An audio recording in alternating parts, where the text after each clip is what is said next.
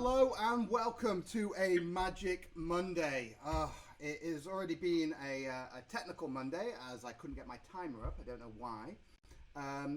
Welcome. We've got a great week. So this is the first week where I'm focusing in on one guest only each show. Makes it easier. There's no comfortable transition from one person to the other. Today we have the wonderful Samantha Sweetwater. Later on in the week, we have Cassandra Ferrara, we have Sonia Barrett, and later next week we have Jerry Pollock. There's so many wonderful people coming on. Today we have Samantha Sweetwater. I'm going to bring her in here so you can see her. Let's see. Yes, easy and smooth transition. Samantha Sweetwater, welcome to the show. Thank you. Allow me to introduce you. Samantha Sweetwater is an executive coach, a ceremonial guide, an author, and a systems thinker with 30 years of experience facilitating personal and organizational transformation. She's passionately committed to the emergence of the next stage of planetary civilization, within which human beings harmonize with nature, each other, and all living beings on the planet. Today, she's so many passions, she's so many aspects of herself. But today we've phrased the notion of presencing privilege and staying awake within prayer. Other things that she's involved with is expanding vision for the future, allowing individuals and organizations to make more ethical directions and market their being from a sensory perception rather than just pure logical oppression and destruction of nature. So it's within the natural order of nature. Yes. Samantha, welcome. Thank you. How Good to be here this morning. Yes. How's your lockdown been?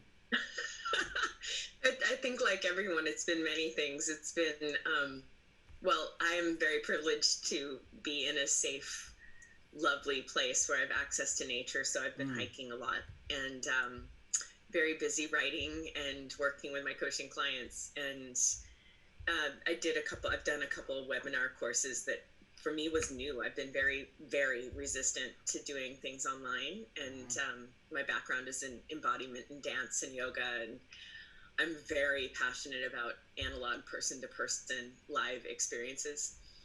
And but this time has definitely brought me forward as a web presence, and so that's been interesting. And then spending a lot of time, as I think there's many informational rabbit holes we can go down these days that are all fairly gray in terms of their level of truth. Yeah. And I do spend a fair amount of time working to sense make with what's going on and to be a messenger for what I think is vital and viable, useful action at this time. I think that's a very confusing question. So for a lot of people, and legitimately so. So that's also a space I've spent a lot of time during quarantine, and a lot of time with a few circles of counsel, particularly circles of very integral women in my community, doing our best to make sense of what's up, what's going on. Right. And I mean, what is going on? What is going on? Oh, kind of everything. I think if you look at it as a zeitgeist of what's happening, the apocalypse is happening. Right. In terms of the meaning of the word apocalypse. I better take notes. Notes. I better take notes if the apocalypse is happening. Apocalypse means the tearing away of the veils. Right. And so, I think just a little backstory on what I think is going on is I feel like I've been preparing for this moment for 30 years. I was born with a prescient knowing that like the arc of my own life would include the dissolution of society as we know it, due to ecological and technological and political factors. So in a lot of sense, I have not experienced a lot of surprise in this experience. I think a lot of people have been very shocked and have a certain quality of grief that is woven with shock and rage. and betrayal, sensations of deep betrayal. This, for me, this is not surprising. And then the deeper play of so many plays, I think, is you could see it as the extroversion of the mess of the human psyche, quite literally. There are a lot of things going on, and there's also a lot going on about what's going on in the context of a completely broken information ecology. I mean, we no longer even know what is what with science, because there's been so many different kind of strands of science, like even the neutral example of a functional medicine interpretation of what's happening with the virus versus a conventional medical interpretation. And then the spectrum within conventional medicine and the spectrum within functional medicine. And then if you go towards alternative and energetic medicine, even the word science then starts to dissolve its apparently objective meaning. So, and that's a neutral example of how broken our information ecology is. And then we get into the layers of what's going on politically and what's going on with the manipulation of politics and what's going on even deeper levels about the play of light and dark and satanic forces and all of those things. So, at the end of the day, it's important to look at what's actually going on in your own sphere of influence. Right. And I'm actually quite passionate about that because the rabbit holes run so deep, and they run in directions where most of the people talking about the rabbit holes have almost no power in regards to how those things play out. And I think this was my contemplation this morning in my meditation coming into this call, was a contemplation on powerlessness. And needing to get actually very self-honest about where I have power and where I don't. Right. And that there's a refinement in that is a deep sword of personal attunement that is really important. And I feel like perhaps that's what the theme of the week, I like in this quarantine, there's been like quite literally the theme of the week of what. Right. Each week. I imagine you've been really surfing that too. Theme of the day, I have. Yeah, that too. Very much so. So it seems like this notion of powerlessness, it almost and to bring it back to what you are in control of, or what you have authority and sovereignty over in the self. From these calls I've done, there are themes that surf inside the consciousness of the calls themselves, and one of the themes is the microcosm of making the change inside you to make the larger change. And that obviously you have sovereignty within the self. Is that where you've been focusing your work in on, like that alignment of the micro? I would, yes, that's one of the focal points. It would be like the focal points run from self-sovereignty to immediate sphere of connection, communication, relation. And that includes the people I live with, my family, like the people I really actually have day-to-day traction and interaction with.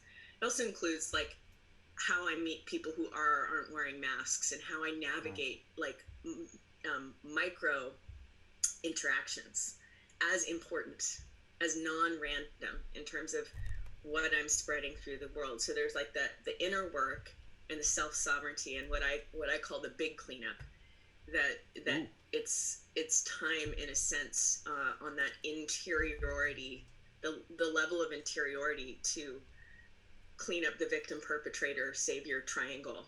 And it was already time to do that, but it's ever more time when we are even more interdependent on each other.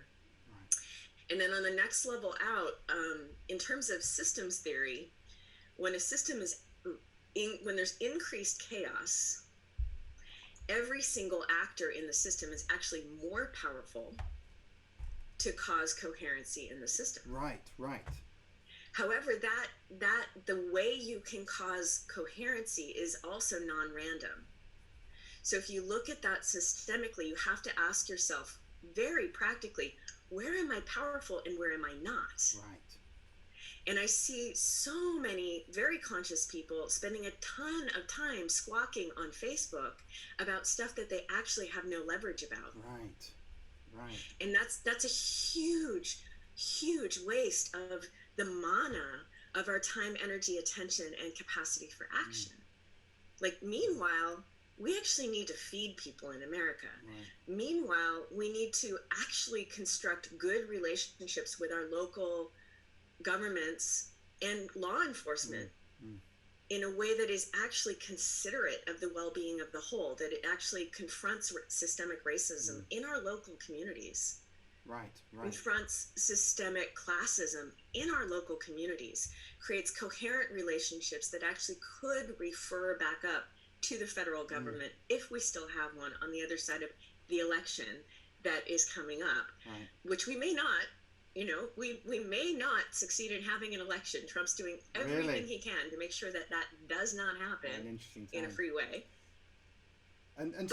So this notion of privilege, it's almost like the privilege to be able to know what your power is knowing what your privilege is.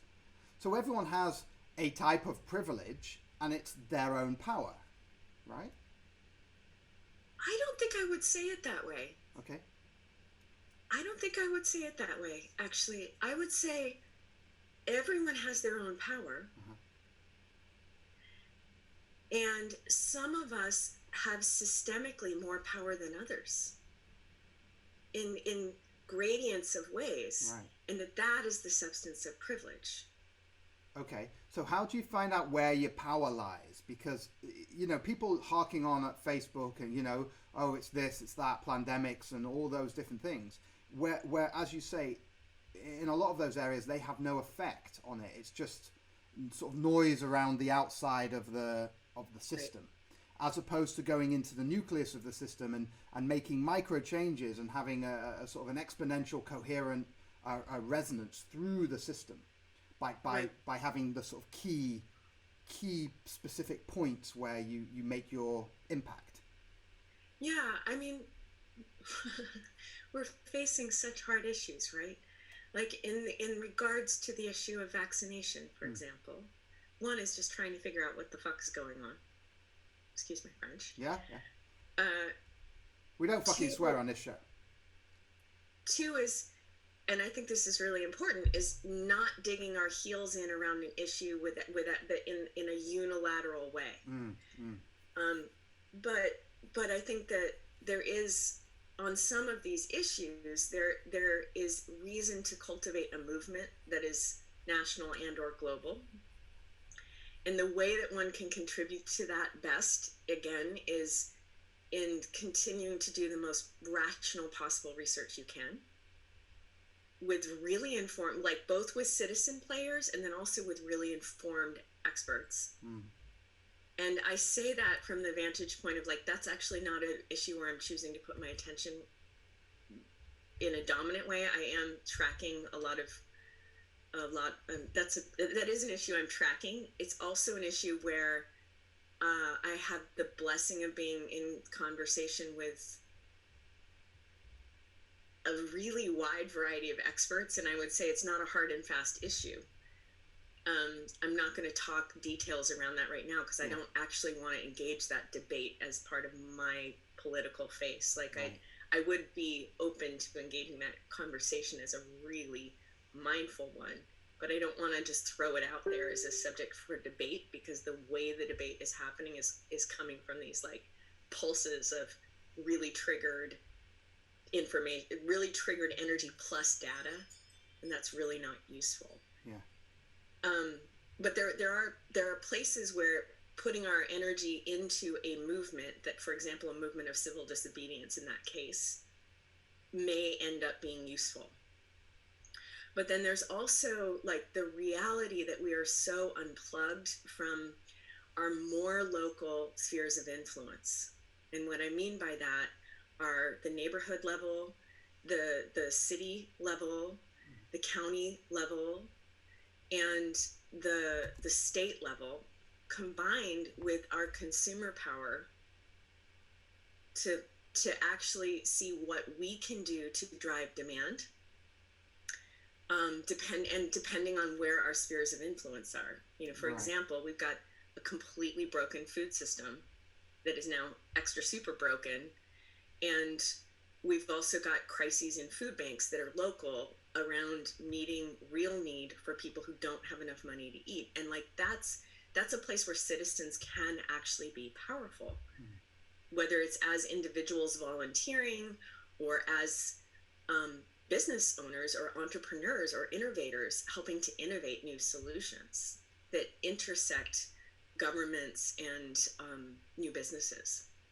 So like there's I think we need to look really practically at how our own capacity for creativity and innovation and relationship building can nurture and support what real need in our communities right now. Or micro example, like I'm doing a community garden. I don't have arable land on my property. Right. So I reached out to next door and said like, hey, I've got hands, I've got seeds. Right. Does anyone want to collaborate with me? And got this wonderfully enthusiastic response. And now I'm collaborating with this like goofy, amazing, like permaculture household that is, it's like a very cool emergence that in the long term could have a ton of potential. So it sounds like you're saying really focus on the micros, focus on your local environment, because that's where you can make the biggest difference. I'm not saying that solely, but I'm saying that is a place where actually we do have a lot of traction, and it's important to kind of recenter our attention there. We're so used to treating our neighbors and the people we see at the grocery store as others. And that's only amplified with shelter in place. Right. And the reality is those are the people you could be collaborating with. Those are the people who potentially are the people in the same boat as you. Literally, they're the people around you. And, when I've listened to stories, one of the things that's been really compelling for me is listening to stories of people who lived through the Great Depression or who lived through the Second World War, and how the really resilient, like, I'm like, be a matron, be the papa, be the mama. Like the stories of people who were like, I was the one who was always baking soup and had everyone over to my house. And like, when was the last time we opened our doors to our neighbors? And we're not going to get to where we need to go by continuing to privatize into our little some semi-safe boxes. We're just not. And so that for me has been a question, is how can I dissolve my own technologically created siloing? And why is it you think that we have moved into this silo thing? Because, when we look at it in the beginning, there were the villages and there weren't silos. There was a village collection of things. And then we moved into, basically, fast forward a long way, but we moved into cities where, you went and moved into an apartment and nobody knew who anyone else was because everyone had moved from different areas, and there was no system of social collaboration except if you went to a group that had a particular cause. And in this world where there's a billion different causes and we're flooded with information, it's almost like we've become numb to having a passion in one particular area. And so that removes us from potential social collaboration or even knowing who our neighbors are. Yeah, I mean, there's so many layers to that question, but part of it is the history of architecture. There's a very famous social theorist and Mike Davis who wrote a book called City of Quartz, but it's a study in the dissolution of the commons through the evolution of architecture, and then technology is the next layer of that architecture. So our cell phones, our computers, our garage door opener. Like if you go backwards, like now the cell phone is the ultimate architecture of separation. Because we can walk around. We can walk around doing this and never relate to what is even somatically near us. But I feel also like I kind of had a unique experience of that in my own life, because I grew up first in Philadelphia in a neighborhood that at that time was over 100 years old. The neighborhood was all twin houses and row houses. So I grew up playing with kids in a way where we would either be running around a twin house with the backyards open, Right. or running around the whole back zone of a whole row of row houses, which meant everyone knew everyone's mom. Right. Everyone's mom kind of like policed all the kids, but also kind of trusted us to each other. Yeah. And there was like, I had my mouth washed out with soap by other kids' moms. Like there was not. There was a collective agreement. That actually happened to you, did it? What? Soap in the mouth. Yeah, I grew up in a pretty traditional neighborhood. Wow. But it was a great experience. And then we moved to California when I was 10 to Cupertino as they were building the Silicon Valley. They were chopping down the apricot orchards and building the tract houses. And I moved into a neighborhood of tract houses with garage door openers and never saw the kids. Right. Garage door, because basically people would drive up in the garage shut, you didn't see them. Right. So it's an architecture of automobiles. Right. It's an architecture of closed environments where you get into your little spot. Right. And I know it's interesting, like in my neighborhood, and I imagine this is happening in other places, there's this kind of movement to do these outdoor parties that have social distance, but where everyone's sitting around and sharing drinks physically in a physical space. What, that's happened over this lockdown period? You've noticed it? Yeah. Okay.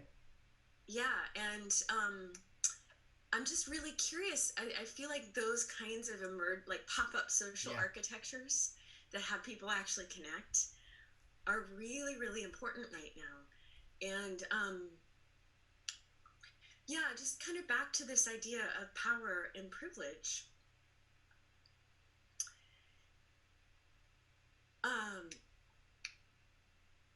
And this idea that, like, we all have power, but privilege is the degree to which structurally you have more power than some others.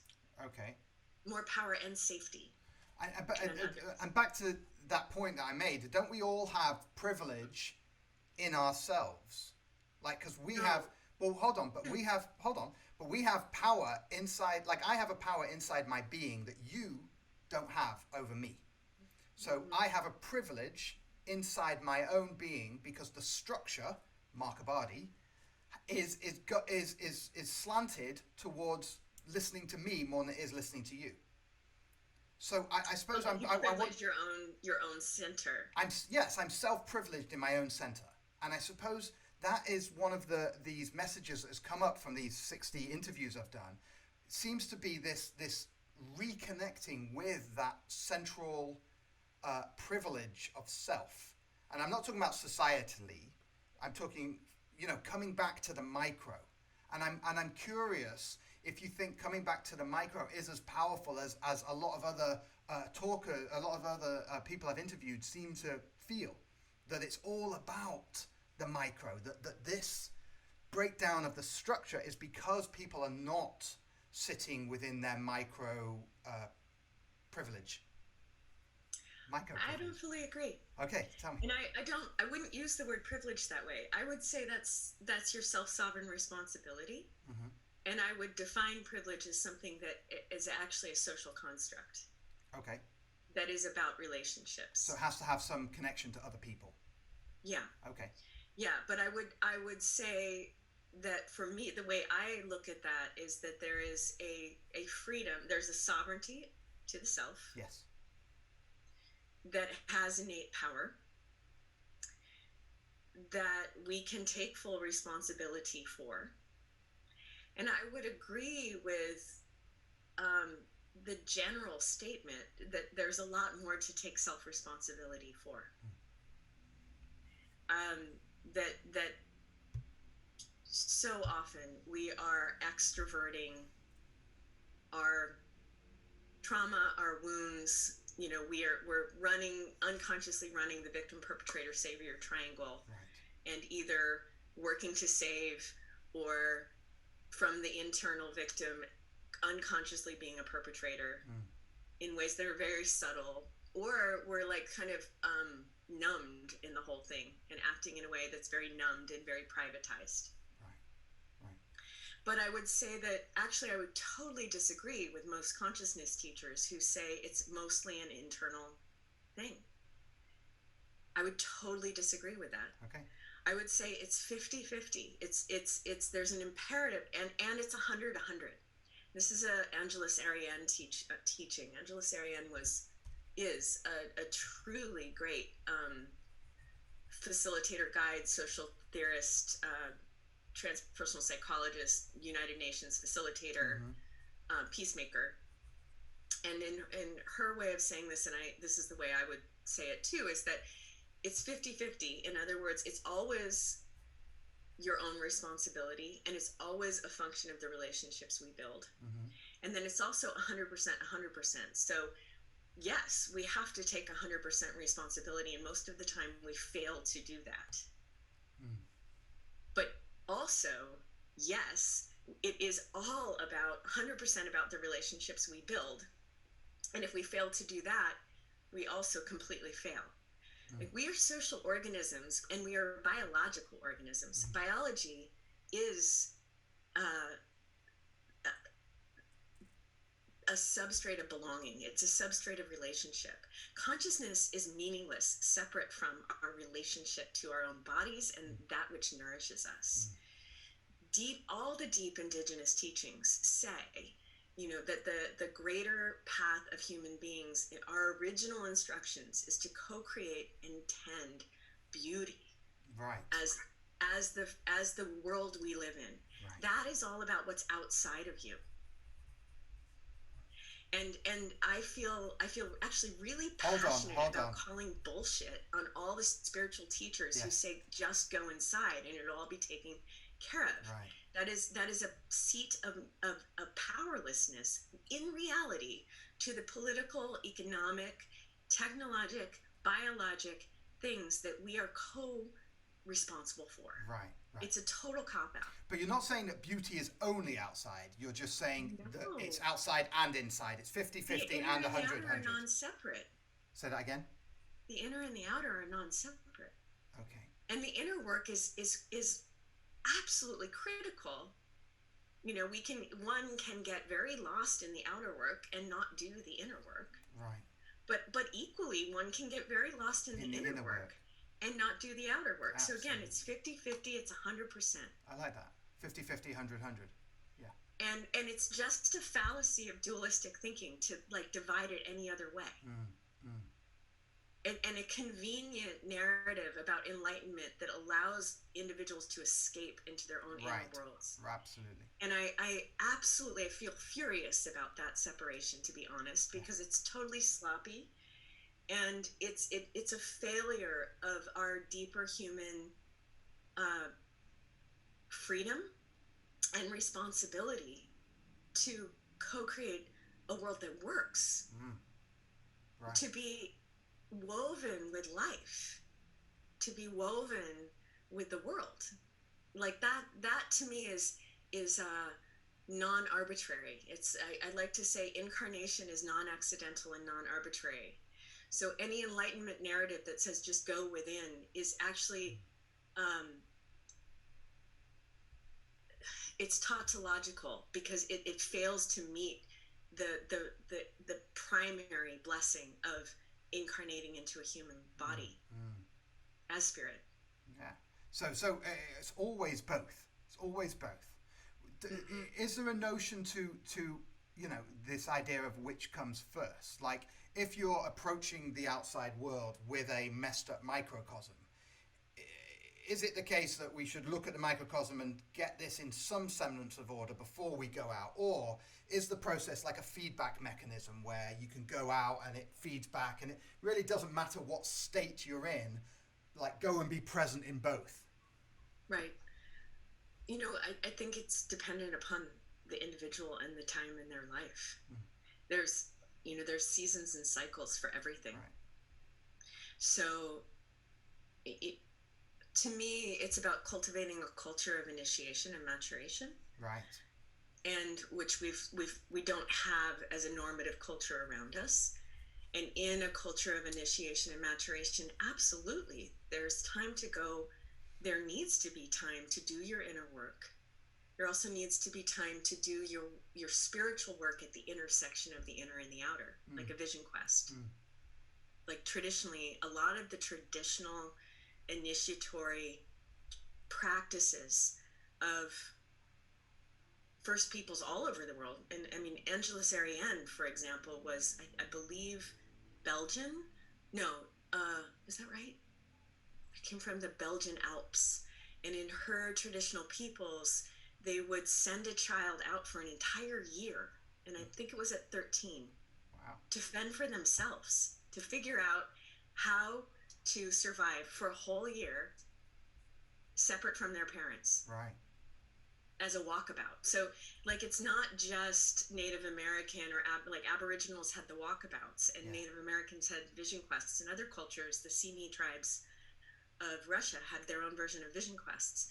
But there's traditions all over the world where it was like you kick the child out, or you also put them through an experience of great pain, which I don't necessarily advocate, but you create a punctuated separation that also requires interdependence with the world. Right.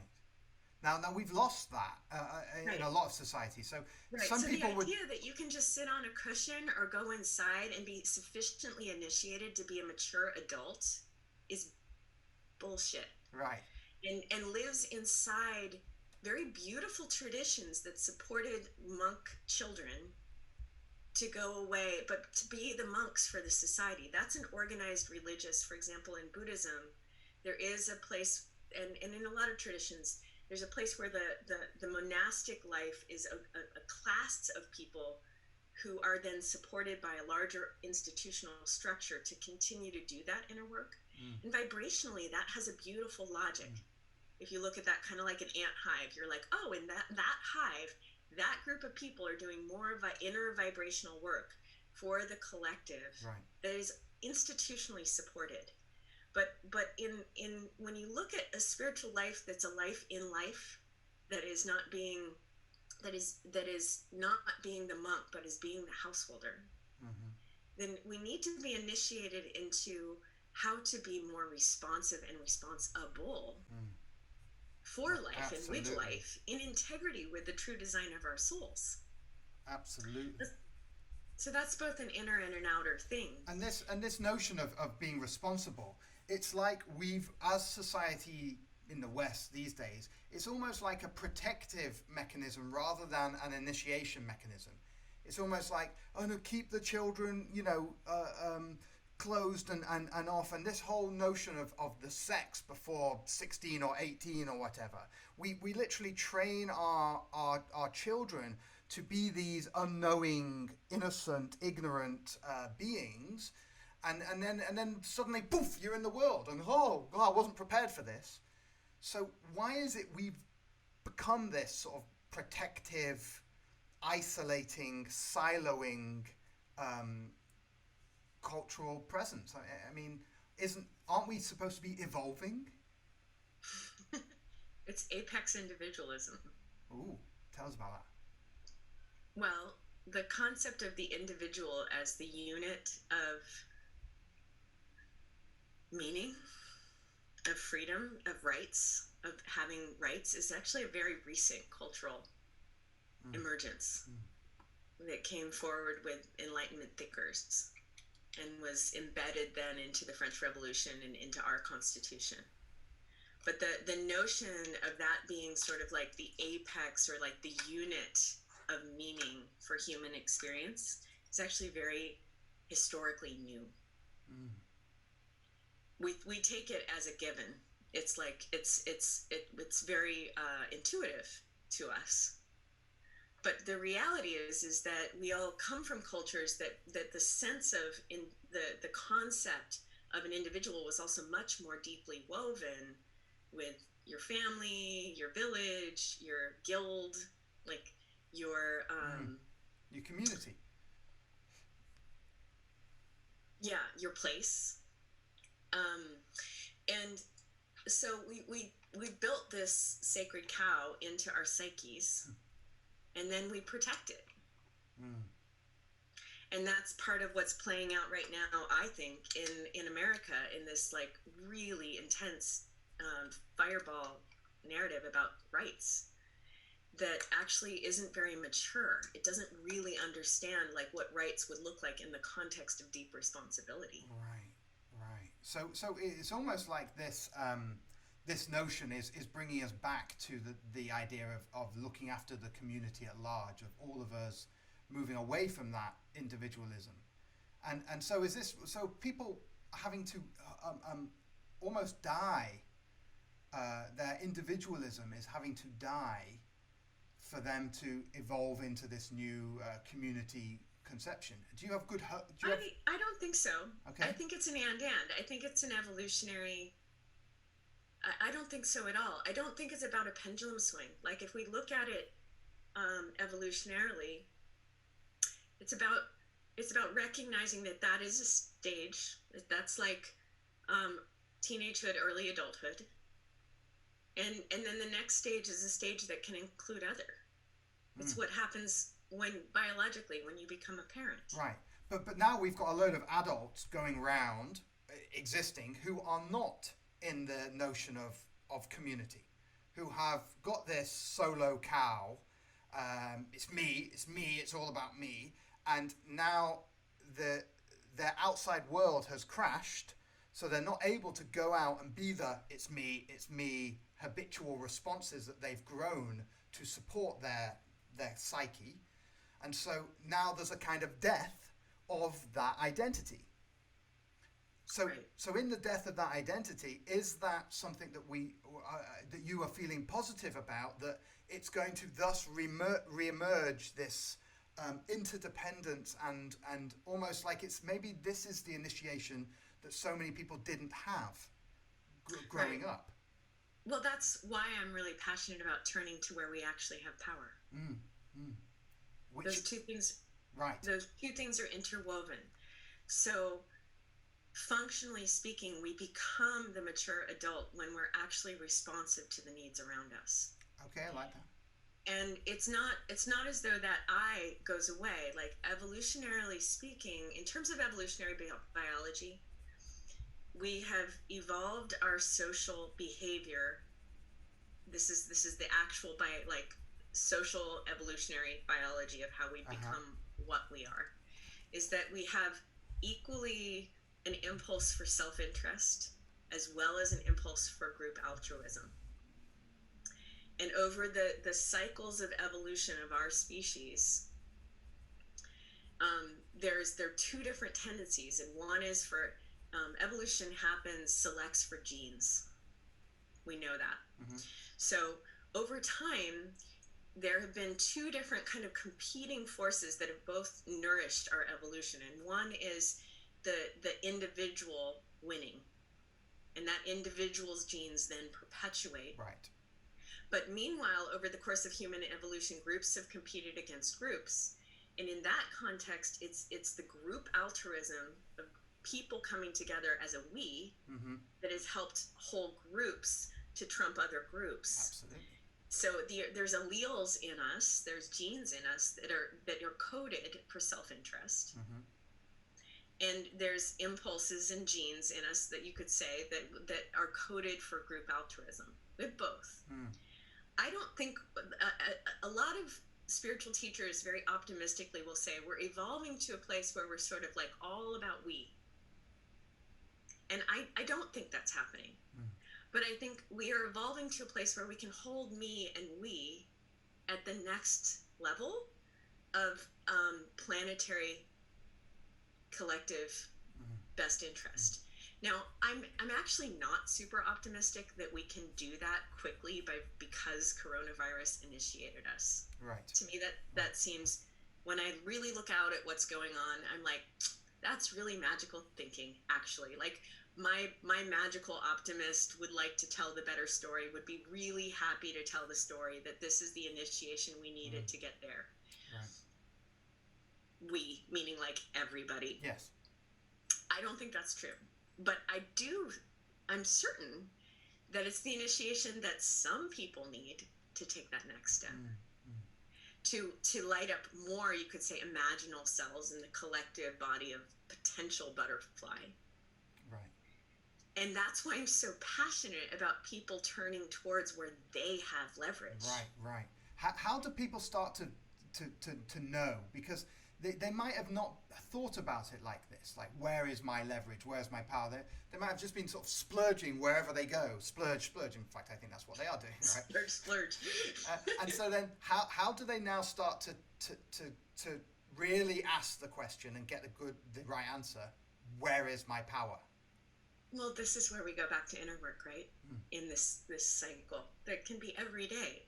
Go to your cushion. Right. Go take a hike. Unplug from Facebook. Unplug from all the issues that have your limbic system super triggered. Recognize that those also point to the things you actually care about. But do what you need to do to untrigger your system. And then really listen. Also, potentially reach out in directions you haven't considered reaching out. Because again, local educators and parents, local food banks and community organizations, local media outlets need your help. Like we have a total information crisis, and at the same time, like, funding is being pulled from all kinds of public media with trained journalists who actually can help us do heavy lifting around sense making.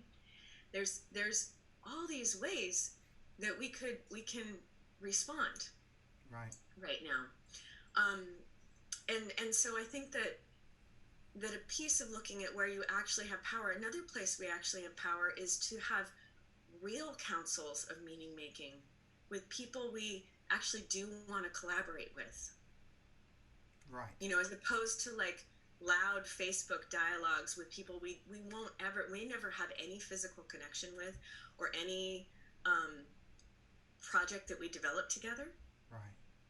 Like drawing attention out of conversations that really have no functional traction and saying, where can I put my energy in a group of people that is doing something generative? Where can I call forward my own creative counsel? Where can maybe I'm a tarot reader and I could do readings for people, helping them to figure out their new life work on the other side of the quarantine. So it's like make it practical. Make it practical. Say that again? Make it practical. Make it local and practical. Or not local, but practical. Right. Like, look at where you have traction. Like, the obvious answer that a lot of people have come up with is to do online content. There's a limit to how useful broadcasted things are. Absolutely. You know? Tell me about it, yeah. Like, then there's just more and more and more pull of attention into virtual things. So we have to ask, like, what's next? To kind of go back to there's so many layers to this. One is around really just looking at what spheres of influence, action, engagement, creativity, or business development that you can actually be a part of that's useful. Repurposing the skills and the capacities that we have towards what's actually needed right now. There is another, that was part of the title of this, is actually not forgetting to be a beacon of prayer. Right. And do the vibrational work. So it's like there is an aspect of draw your attention back from all the things and come into your pillar of sovereignty. That's kind of a whole other topic. Yeah. Well, it seems to be like in alignment with what you've been saying the whole time, which is, because otherwise there's all the information overload from the internet, blah, blah, blah, blah, blah. Like, and then there's people chirping in from here and chirp, chirp, chirp, chirp, and splurge and chirp. And instead of like, God, splurge and chirp, step back, reconnect with your central prayer, your central self, your central column, your central sovereignty. And then from there, open your eyes and start, not then go straight back onto the digital splurge and plurge, chirp and plurge, but go into the local environment. Like, ask yourself, what is in my geographical space locally that I can be practical in? that I can Well, help practically. you're in your geographical space. There's kind of units of where you want to look. Right. One is in your local spheres. One is in your social sphere. Of, you know, maybe you end up doing a project with a colleague in Africa. Maybe Right. you end up doing a project that's a national scale, movement driven project. But it would be Maybe, practical. Practical. And Yeah. you would already have had those associations through your connection somehow. Yeah. So and then also, again, where are you forming a council of sense making that is actually deep, as opposed to the kind of broad squawking of Facebook? Right. But pulling your attention out of that and saying, these are the people I'd actually like to be in a weekly dialogue with, for the question, what is really going on, and what, doing the check-in, this is what I'm paying attention to, doing the group sharing of these are the things we want to pay attention to this week, and the hard questions that we're asking. That's really important. And then on the level of one's own vibrational pillar, so this is going into some of the layers of inner work that I feel are really important right now, is that there are layers around what's going on that, like, I don't actually have the details on, but I do feel like there's a great deal of manipulation in the space right now.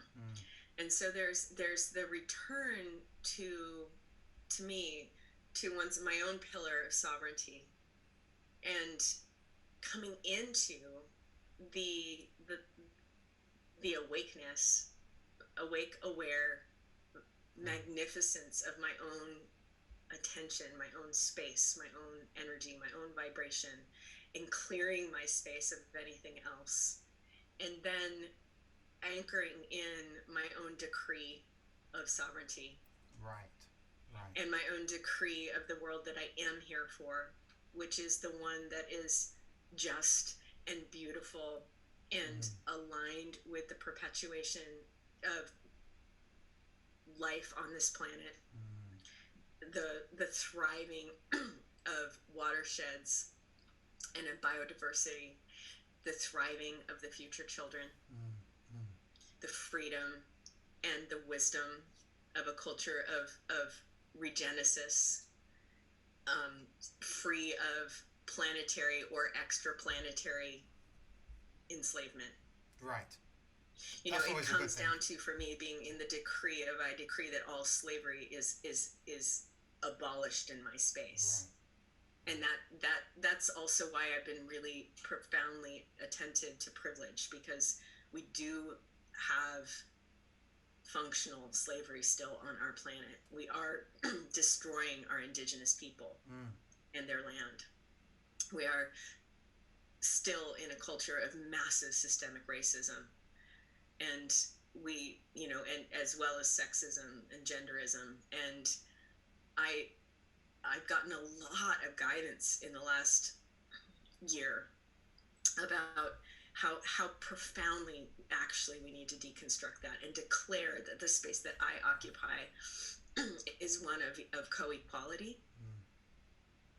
And that I, as a white person, actually need to be very conscious of that. That's what I meant by privilege. Right. Yes. Yeah. I got that it was the cultural, racial element that was coming in there. You know, I mean, there's a debt there that is about restoring.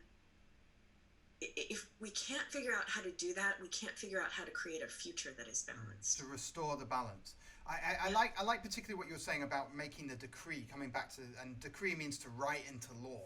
So to coming back and making that sovereign decree, because really when there's so much manipulation going on the outside world and information, the real only truth that we can absolutely depend upon is that internal truth, is that central column. So if we come back to that central column, and then from there, as you said beautifully, grow our structure, like start at your central geographical location, and from there grow your center of integrity, reaffirming your integrity. Because if everyone did that, I decree there will be no slavery around anywhere in my field.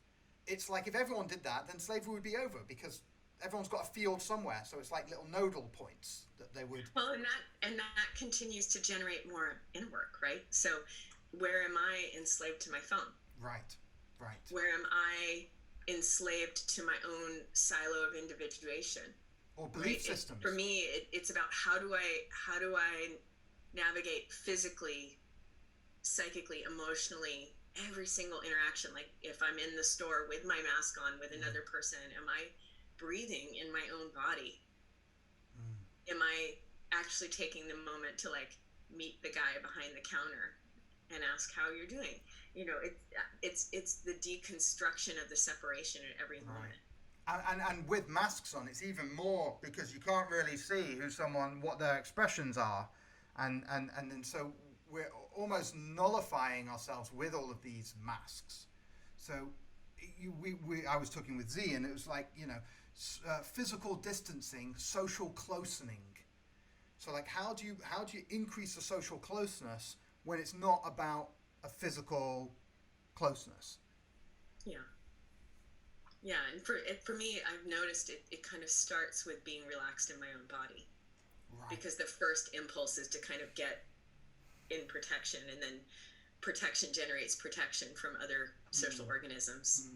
We're so micro-attuned to each other. Right. I mean, it actually just starts with staying really relaxed in myself. I like that. That's a great general spreading tip. The safety from being safe. Right, exactly. Because I mean, even like I went for a walk yesterday, and we're passing people on the path. I've not got a mask on. I'm out in nature, right? But we're passing people on the path, and some of them don't have masks on. Now this path is 6 feet wide, so you can't do the distancing that they're suggesting. But then there's this notion like I don't want to. Hi, how you doing? Like I don't want to breathe on them, and like because maybe they're scared and stuff. So I kind of noticed myself like shutting down my social desire to be friends with everyone, which is my automatic thing. And then it's kind of like, as they pass, kind of like, hello, kind of like off to the side. And anyway, so there's this interesting phenomenon that as you say, it's like, if there's fear, then fear begets fear, and fear begets fear. So I love that as a primary bit of advice. Find a way to be relaxed inside yourself, and then from there, choose your declaration. What do you decree? What do you honor in yourself and your world and your being? Now, where can you impact that best with your power system? Where does your vehicle have the best power? So that was beautifully put, Samantha. Thank you. You're welcome. Wow. Yeah, go on. It really is this constant circuiting of the inner work, the outer work, the inner work, the outer work. And that becomes, I would say that is a huge part of this transition, is moving from, for a lot of people, there's a move from a lifestyle of it being all about the outer. Yes. To it being this constant, it's an alchemy that is about the inner work to the outer. And in that sense, I totally align with any other teacher who's advocating that. But I think the shadow there is thinking that it's just the inner work. Right. So it's not all of anything. It's always 50-50. So there's always the in-breath and the out-breath. 50-50, 100%. It's exactly like the breath. Right. It's exactly that same doorway. And it's like, to me, it becomes this lifestyle that is very, it's natural, right? Like wash on, wash off. It's like an osmotic membrane. Are you doing Karate Kid wash on, wash off? Yeah. Yeah. It all comes back to Mr. Miyagi. Always does. We're definitely children of the 80s, aren't we? So wonderful, Samantha. Thank you so much for coming on. How do people find you? SamanthaSweetwater.com. Yeah. SamanthaSweetwater.com. Yeah, and you do coaching. You do one-to-ones, and you're doing groups. I do. I am building a body of work that people can access that's about this inner work that is non-separate from the outer world. Nice. And cultivating a lifestyle of personal wholeness and freedom and prayer and energetic sovereignty. It's a very big toolbox, actually. And there will be, there's a training coming up that's an 8-part training. And then also I'll be doing DIY ceremony training to support people to do their own entheogenic work. Additionally, I work with people as an executive coach. I have a very small group of clients, and I have had a lot of people reaching out to me lately asking for support to develop soul-based businesses. I don't, I probably will, I may do a subset, like a 4-part series that's supporting people in that, that's really affordable. My private client work is not that. So not affordable. I just work with a really small handful of people, and I work with them really intimately, and I usually work at the intersection of their, big wake up to both their own inner work and how big the outer transformational reality is. And also, and at the place of like the intersection of really reconfiguring their experience of self and their businesses. So I work with a couple different major sports figures and business leaders, and working on supporting those people to be very powerful drivers for a culture of win-win, reciprocity, and belonging. Wonderful, wonderful. Thank you so much. Obviously, people can go on Samantha Sweetwater. You've got a newsletter, or they can sign up and find out all the stuff you're doing there. Yeah? Yeah. Oh, wonderful. Thank you so much for sharing your time and your wisdom. It's always 50-50 and it's always 100-100. So share and the importance of coming back to your sovereign truth as a continuous practice, but not an escapism, not a spiritual bypass, but continual practice, sovereign truth. What are my truths? What do I decree? What do I declare? Now, where in my outside world can I support that? Now, where is my power best utilized? Where is my, what is my, and where? What is my and where can it go? Perfect. Lovely. Thank you again so much for coming on. Have a wonderful week, and we will speak soon. Any last words before we go? Just sending love to everyone out there, and very grateful to be here with you. Thank you so much. Such a pleasure. Oneness excludes nothing, no exceptions. Oneness excludes nothing. Everything's included. Thank you so much for coming on, Samantha Sweetwater. Everyone find out samanthasweetwater.com. Thank you. Bye. Bye. Oh wow, what a lovely Monday! And so the first Monday of single interviewees is over. Magic Monday. Tomorrow we have Cassandra. Where's my notebook? It's here. It's so great. Tomorrow we have Cassandra Ferrara and then Tony Thole. Do you know Tony, Samantha? Mm-mm. Oh, you'll love Tony. She has the Light Dark Institute. It's fantastic. It's all about embracing light and dark. And then on Thursday we have Amit Goswami. He's a very cool quantum physicist. And then on Friday we have Sonia Barrett. We have a great week this week. All started off with Samantha. Thank you all so much for coming in. As I do, I have a book Evolve. Check it out, bookevolve.com. It's all so simple. When we start at the truth, and the truth is, where are we and who are we? And what do we choose to be and who do we choose to be? So, who do you choose to be? That's the question for you. Thank you. See you tomorrow.